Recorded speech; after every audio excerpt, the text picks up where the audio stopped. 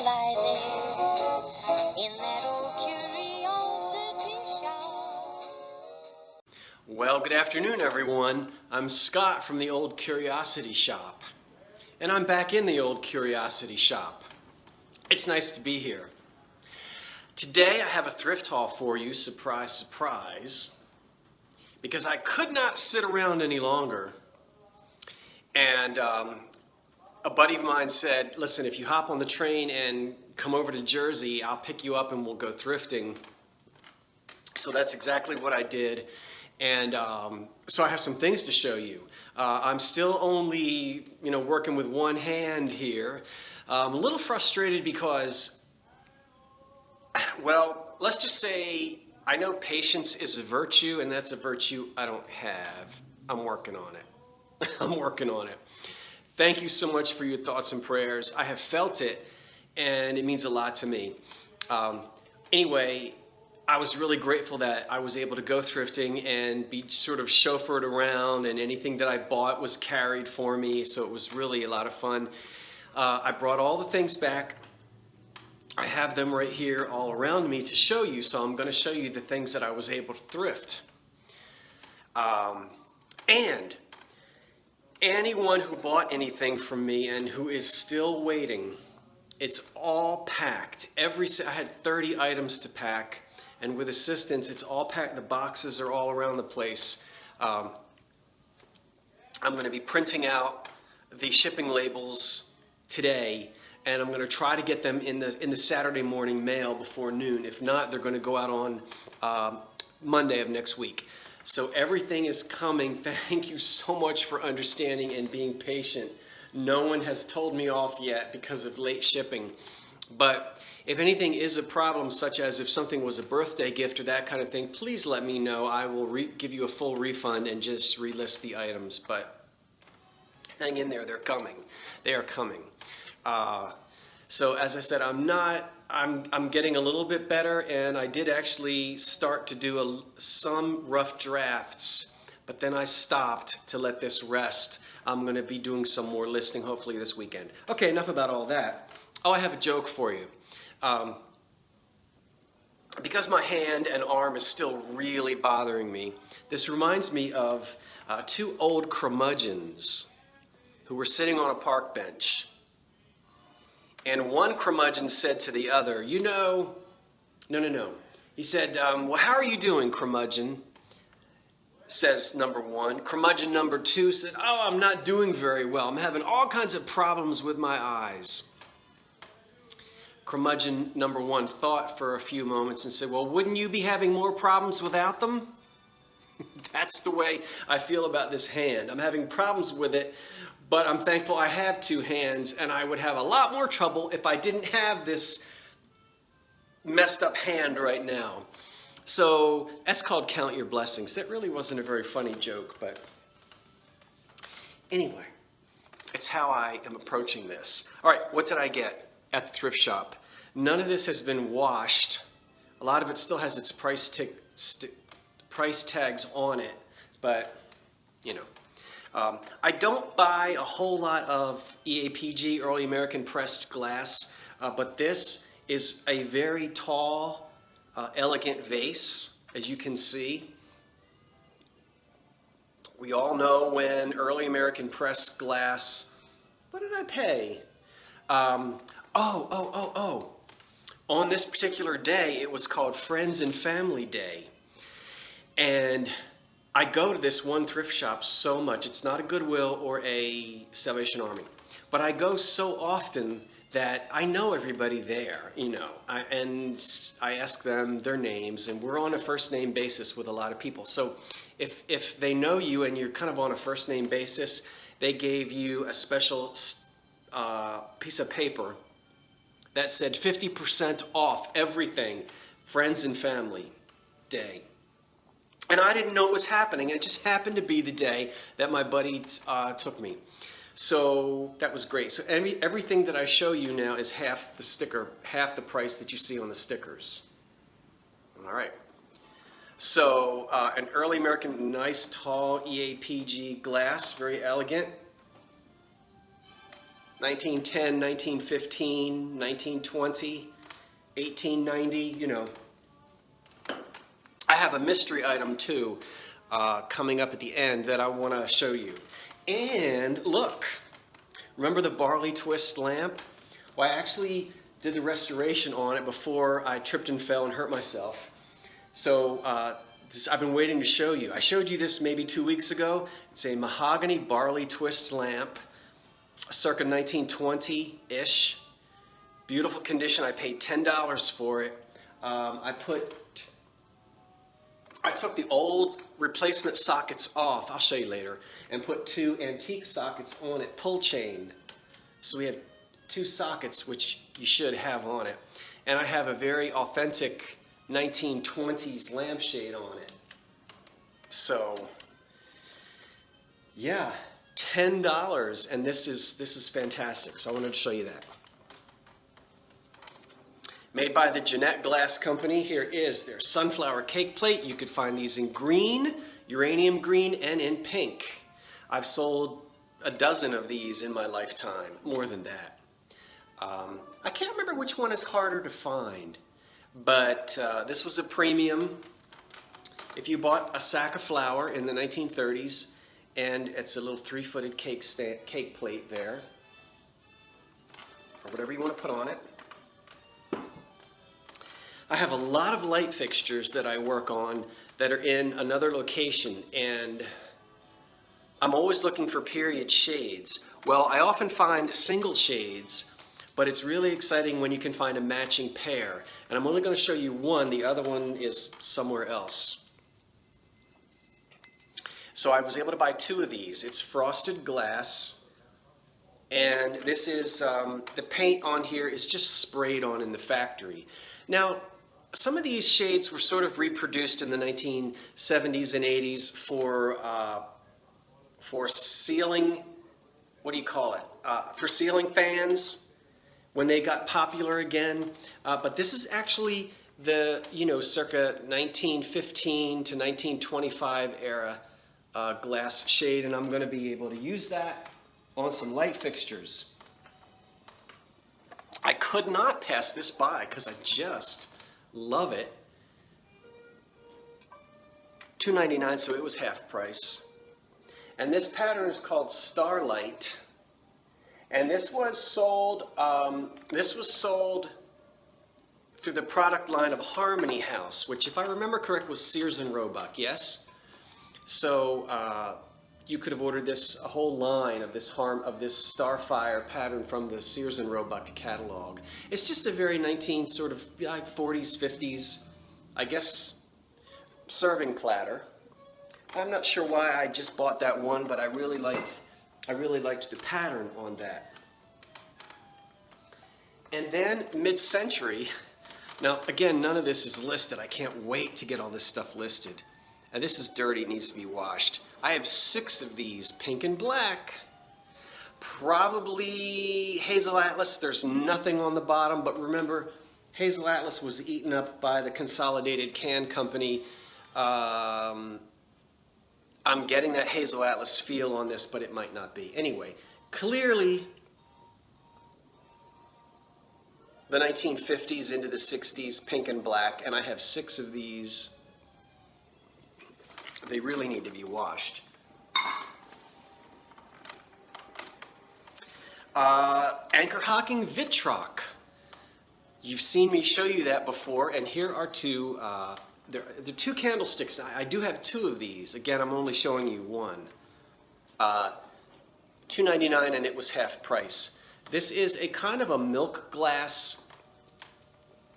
And if I remember, Anchor Hocking put it out in the 1930s, and I don't remember how long they made it, but it's sort of a 1930s era glass. And this is fired on color. And this is that funny little pink color that they did. And it is a candle holder. So I have 2 of those. And I'm going to need, oops, I'm still here. I'm going to need some help with this pattern. I don't know what it is. And these are unmarked. Sometimes cups and saucers are not marked, and you've got to get up to the dinner plate before you can find a mark. So, you mid-century folk, take a look at that. Isn't that just like screaming 1950s, 60s? I love it. So there's the cup, and see it's unmarked. And it is sitting on its saucer, which is also unmarked. But I bought, they didn't have any, and I looked, there were no like bowls or dinner plates. All they had were cups and saucers and dessert plates. So I bought 6 cups and saucers, and 6 little, actually the dessert plates are the exact same size as the saucer. There's just no indentation there for the teacup, and the pattern is bigger. So I thought, well, somebody might like it as a dessert set, or maybe they have the whole set, I don't know. But anybody know this pattern? It's going to be one of those, I don't know, Taylor, Smith Taylor, Homer Lachlan, who knows? I haven't had a chance to look it up. And then, look at this. This is the real thing. Now this is called blue opaline glass. And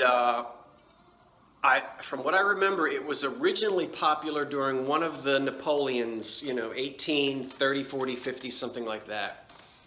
And then in France, it was made in France, and it continued to be made after that. This is probably late Victorian, I'd say 1890s. The thing about blue opaline is it's blown. There will never be mold marks on it. It should always be blown, and it should always have either a rough or a polished pontil. And we can see a very rough pontil right here. It's sort of a semi-opaque glass. I don't know if you can see my fingers through there. So it's very, very thin. This is very lightweight. There's no lead in this. Some of the older opaline glass has lead in it, and it'll be very heavy. This weighs nothing, a few ounces. But it's the real thing. Quite often, it's painted, or it's decorated with ormolu bronze. There might be ormolu bronze decorations on it, or as I said, like flowers or birds painted on it. Sometimes it's painted, the paint chips off, and then someone just takes all the paint off, and it's almost impossible to tell. You don't really get to see any traces. So whether this was ever decorated or not, I'm not certain.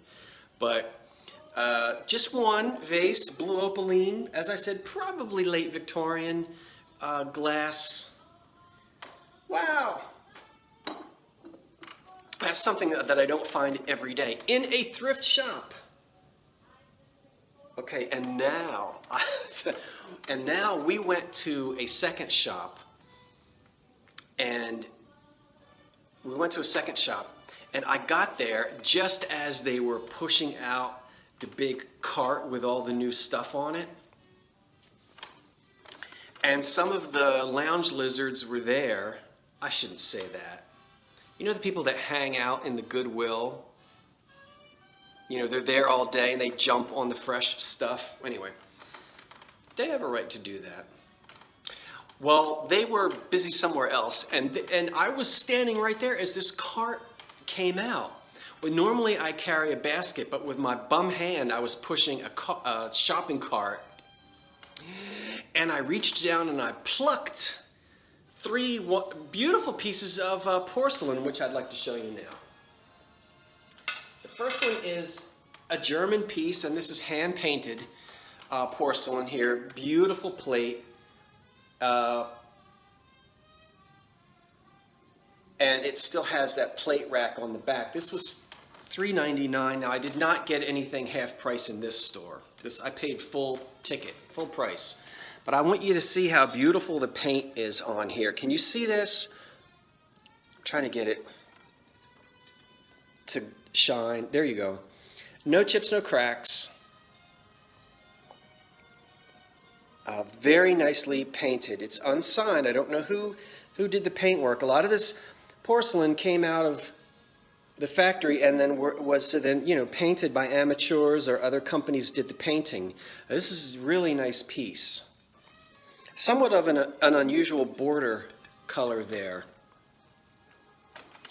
All right, and that's German.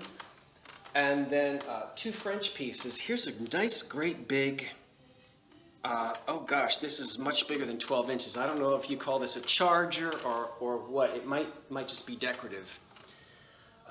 This on the back says Haviland, France. And I want you, I don't know what those flowers are, but I want you to look at how beautiful the paint job is on this. Again, this one is in good condition. There is a chip back here on this under part. Now what's wonderful is this is signed. We have the initials of the artist, ACS. We have the date of, looks like 1909, which is what I would expect for a piece of porcelain of this nature. Do you see that? 1909 and ACS. And we just have Haviland, France, right. Well, where is it? I can't get it in right there. Really pretty. So, you know, we'll never know who ACS is. Oh, yes, we will. You just hold your little horses. Because, obviously, these came down in the same family. I found another big hand-painted porcelain. This one is TNV France. Okay, we've seen that before. Sorry, I have not been able to take that sticker off yet. A Dutch scene, I'm guessing, with the windmill, although windmills are in places other than the Netherlands. Beautiful. I think the work of ACS is commendable. It's not scratched or anything. It's a nice big platter, I suppose. And thankfully, ACS went ahead and signed the back of this one, AC Styles. Now, I have not gotten on Ancestry.com to look up AC Styles. That might be fun to do. Maybe one of you would like to tackle that at some point. AC Styles, and I'm going, now he or she didn't date this one, but the other one, as I said, is dated 1909, and so that's what we would expect for porcelain of this quality and painted the way these are. So isn't that great? So there's the one by Mr. or Mrs. Styles, and there's the other one. Okay. And once again, I already said, none of this is listed. When? I don't know. I mean, I can get help doing some things, but I've got to do the listing. I might try to do some of the photography this weekend. Next week is Holy Week. Yes, it's going to be, it's unseasonably warm now. But we're going to be back in the 40s all of next week. So maybe I'll work on it next week as I continue to rest up a little bit. And then finally, it is, 18 minutes into this. I'm going to wrap it up. I want to wrap this video up by giving you a show and tell. I'm going to show you an item, but I'm not going to tell you what it is until I come back in my next video. A lot of you are already going to know what this is, but some of you are going to have no clue. If you know what it is, go ahead and put it in the comments below. But if you don't know, I would love to have you guess anyway. Now, I knew what it was when I saw it, and some of you are going to know as soon as you see it as well. Okay, there it is. What is it? It is made out of beautiful mahogany. Do you see? There's a nice wooden handle there. Okay, there's nothing on the back. There's that and that. And it does slide. There's a solid piece right here. See that? Solid piece right there. Okay, and by the way, nothing is missing. Now, when I say nothing is missing, sort of nothing is missing. Nothing is missing from this actual physical piece here, but there were some other accoutrements that would have gone with this that can easily be replaced. And they are needed in order to have this function as it was intended to function. So I totally confused you there, but you do need to add something to this to make it do what it's supposed to do. But the fact that they are gone has no bearing on the value of this piece itself. Okay? And how old do you think it is? And what do you think it is? Okay, I'm going to tell you whenever I am back in the old curiosity shop again. Once again, everybody, thank you so much for all of your special thoughts. I still have not tackled answering your emails yet. I just am really trying not to do a lot of typing with this hand. I've read every comment and I've read every email, and I am grateful for your support during sort of a few speed bumps in my life. I'm Scott from the Old Curiosity Shop saying thanks for watching, and so long for now.